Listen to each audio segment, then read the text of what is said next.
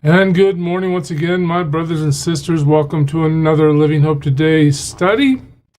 Today we find ourselves in Genesis chapter 37. Now, when we read the Bible, one of the things we look for to try to pick up on where the narrative might be taking us, what point the writer is really trying to drive home in our thinking, one of the things that helps us understand that is repetition.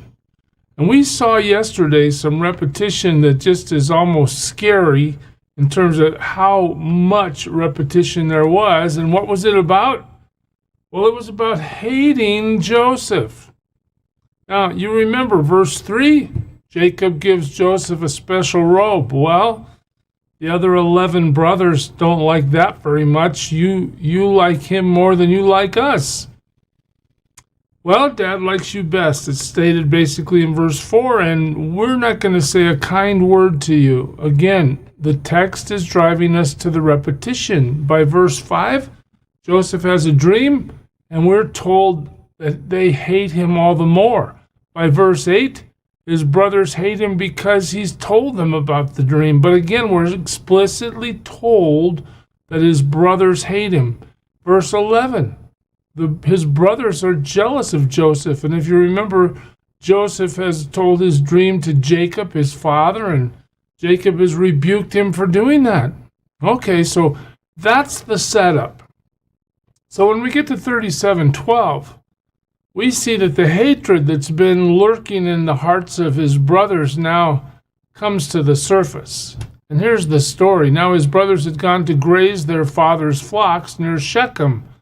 Notice Jacob isn't with them, okay? And Israel, notice as well, Joseph wasn't with them. I hope I didn't say that wrong. But Israel, Jacob, is now referred to as Israel, not Jacob in this text. Look, Israel said to Joseph, as you know, your brothers are grazing the flocks near Shechem. Now you remember Shechem would be quite a bit north of where they are right now. Come, I'm going to send you to them. Very well, he replied. So Dad's favorite son is now going to be with the others who are working. All right, Joseph is sitting home with this beautiful robe, the baby of the family almost, minus Benjamin. But in the end, the other brothers are out in the field working. Okay, here comes the little brother. So he said to him, go and see if all is well with your brothers and with the flocks, and bring word back to me. And then he sent him off from the valley of Hebron, that's quite a bit south of here, where he's going, Shechem. And when Joseph arrived at Shechem, what happens? A man found him wandering around in the fields and asked him, what are you looking for? He replied, I am looking for my brothers. Can you tell me where they are grazing their flock? And we're told, they have moved on from here. The man answered, I heard them say, let's go to Dothan. So Joseph went after his brothers and found them near Dothan. I wanted to perhaps give you a map, but Dothan is even farther north than Shechem. So they're even farther away from home at this stage of the narrative. Okay? But they saw him in the distance. And before they reached him, they plotted to do what? To kill him. That's how hatred is, right? You start harboring hatred in your heart, and all of a sudden you do things that are just completely terrible. And here we have 11 on 1. We're going to kill Joseph when he gets here. Why? Because of all the things we just talked about. He's got a special coat from Dad. Dad likes him best. He has dreams where we're bowing down to him. He ratted us out to Dad. If you remember earlier in the chapter, he's told his father a bad report about them. Okay, well, they're just sick and tired of young Joseph. What are we going to do? We're going to kill him. Oh, okay. Here comes that dreamer, they said to each other. Again, notice how the text brings us back to what really irritates them. The dreams that say they're going to bow down to him. Come now, let's kill him. And let's throw him into one of these cisterns and say that a ferocious animal devoured him, and then we'll see what comes of his dreams. Again, hatred. Now, a cistern is like a big hole in the ground that was used to hold water. They would cover them. This one is going to be dry, as we'll see in a second. When Reuben heard this, he tried to rescue him from their hands. Let's not take his life, he said. So Reuben, the oldest son, is at least thinking straight. Look, don't kill him. Don't kill him.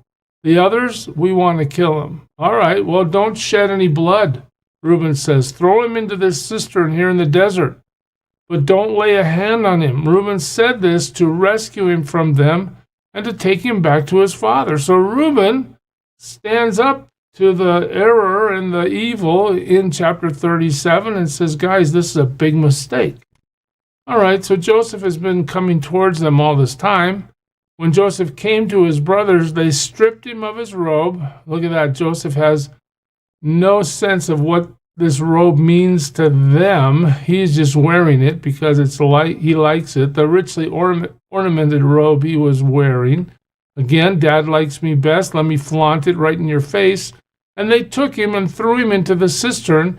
Now, the cistern was empty. There was no water in it. Now, that's important to know because normally these cisterns had water in them. And if they did, potentially Joseph could have drowned in that cistern. It would have been unsustainable, but this one was dry. All right, there's no water in it. The text makes sure we understand. As they sat down to eat their meal. Wow, okay. We're going to take our brother's robe. We're going to throw him into the cistern. What should we do now? Oh, let's have lunch. As they sat down to eat their meal, they looked up and saw a caravan of Ishmaelites coming from Gilead.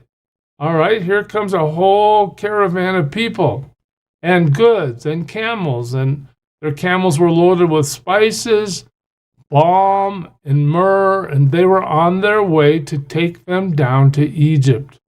So now this group is traveling from north to south. Dothan is considerably north of where Jacob is living. So here comes the caravan. What do they decide to do? Judah said, Judah. Who's Judah? Remember the Lion of Judah? He's the one through which the rulers will be coming, even the Christ himself. Doesn't look too good in verse 26. Judah said to his brothers, what will we gain if we kill our brother and cover up his blood? Let's not kill him. Come, let's sell him to the Ishmaelites and not lay our hands on him after all. He is our brother, our own flesh and blood. The brothers agreed. So now Judah, as an intermediary, takes steps to save Joseph, but still, the loving brotherly response might be that, hey, our brother's kind of messed up. His ego is a little off the charts, but we're not going to kill him and we're not going to sell him. But the plan becomes a reality. Let's get rid of Joseph. Now, one thing you've got to see in this narrative, okay, and I hope you can see it well, because Joseph for sure is doing exactly what his father wanted him to do, and he's having a really bad day, right? He's lost his favorite robe that his father made for him. He's sitting in a dark cistern because his brothers hate him, and he doesn't know what's going to happen to him. Are they going to kill him? He's just waiting.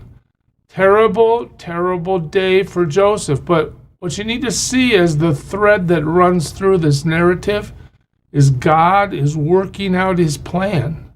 Even though these are terrible circumstances and Joseph is being actively persecuted, even if he deserved it, from one sibling's point of view, he doesn't deserve to be killed. He doesn't deserve to be sold. These things are happening to him, but what we won't see until the narrative gets us way down the road from here is God's plan is in place, and every detail of this event, these sufferings that Joseph endures, are twofold. They're going to build Joseph into a mighty man of God, and they're going to accomplish God's plan in the future, even though Joseph has no way of knowing that now. He might be thinking that God has abandoned him completely at this point. All right? So his brothers, through Judah's advice, agree not to kill him. Instead, they sell him to the Ishmaelites. Okay, so when the Midianite merchants came by, his brothers pulled Joseph up out of the cistern and sold him. Sold him for what? 20 shekels of silver. Now, a lot of scholarship takes the story of Joseph and tries to run parallels through the story of Joseph to the story of Jesus. Jesus is sold for 30 shekels of silver, right? Jesus is here to do his Father's will. Joseph is doing what Jacob asked him to do. Joseph is sold into slavery. Jesus is murdered, right? I mean, there's some parallels here that are fascinating. And, oh, by the way, Joseph is the key instrumental person in delivering his people from famine, all right, which will eventually lead to delivering his people out of Egypt through Moses. So in some sense, Joseph is there to deliver and save his people, another parallel to Jesus. But I invite you to analyze the story of Joseph and see if you can see more parallels. Anyway, he's sold for 20 shekels of silver to the Ishmaelites, and they take him to Egypt. Well, Joseph, you're not going back home. You're not going to give your report to your dad. Your brothers hate you, and they've gotten rid of you. When Reuben returned to the cistern and saw that Joseph was not there, he tore his clothes. He is very upset. He went back to his brothers and said, "The boy isn't there. Where can I turn now?" He's in full distress. Then they got Joseph's robe. They slaughtered a goat. They dipped the robe in blood. Oh, here comes the cover-up, right? Here comes the conspiracy theory to have an excuse for what they've done. The text tells us they took the ornamented robe back to their father, and they said, "We found this. Examine it to see whether it's your son's robe. Hey, we're just walking along one day, and look what we found. And there's this bloody robe that, oh, it looks like the one you gave to Joseph. Just take a look, Dad. See what you think." Unbelievable. He recognized it, and he said, "It is my son's robe. Some ferocious animal has devoured him. Joseph has surely been torn to pieces." Now, all the brothers know that's not true. But in order to cover up their evil, none of the brothers says a word. None of the brothers confesses. Now they're all in on it, and they're all keeping their mouths shut, and they're willing to let their father experience the grief of the loss of his favorite son, whether they like it or not. He is their favorite son. Joseph is Jacob's favorite son. Okay. They're willing to let Jacob suffer the grief of the loss of his son because of their hatred for Joseph. So, Jacob comes to the conclusion that Joseph is dead. He's been torn to pieces. The bloody robe's in his hands. He's got the evidence. Jacob tears his clothes. He puts on sackcloth. He mourns for his son many days.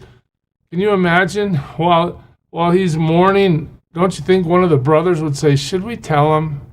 I mean, we did the wrong thing. Should we tell him?" No, that's not how a good conspiracy theory works. That's not how you do a cover-up. You stay with the story, right? That's what they do. All his sons and daughters came to comfort him. But he refused to be comforted. "No," he said, "in mourning will I go down to the grave to my son." Joseph's grief is so deep he's ready to die. So his father wept for him. His father wept for him. All right, so we see that episode. Joseph is betrayed by his brothers, sold into slavery to the Ishmaelites who are walking to Egypt. Joseph is gone. The cover-up is accomplished. Jacob is mourning the loss of his son. The brothers say nothing. They allow it. They just comfort him. "It's okay, Dad. You'll be all right."